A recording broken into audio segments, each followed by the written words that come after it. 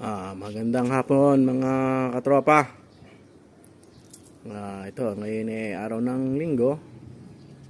At meron hong tropa rito na dumating na magpapagawa.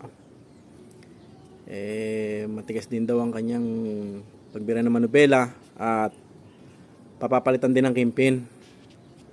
At itong unit niya ay iniwanan na. Yan. At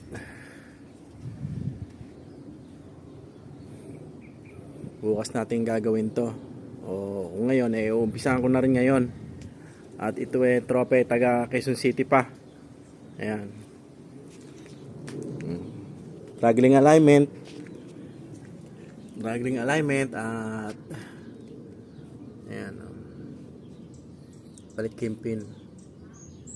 Ayan, ang tie rod bar niya ay ayan ang tsura, yan ay ating papalitan. Ayusin natin yan. Ayan. At ito naman yung kanyang pagbira ng manubela. Talaga sadyang maganit pitin. Ayan, no. Malangit-ngit pa. Ayan.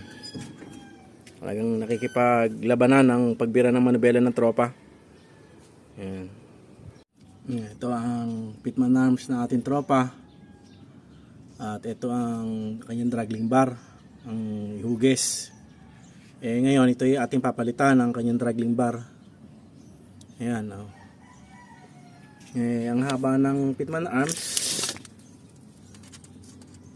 nasa 8 media na ang haba. Ayan. 8/3/4 na ang haba. Ayan.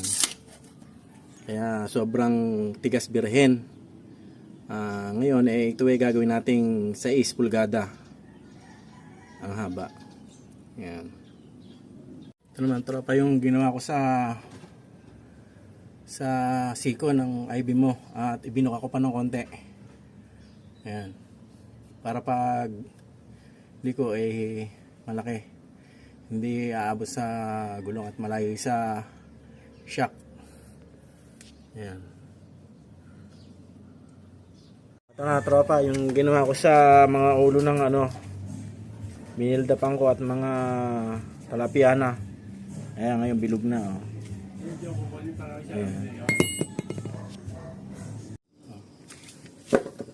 Ayan tropa, kalog na kalog. Pati housing ng IB mo ay kalog din yung kimpin. Nasama sa tangutong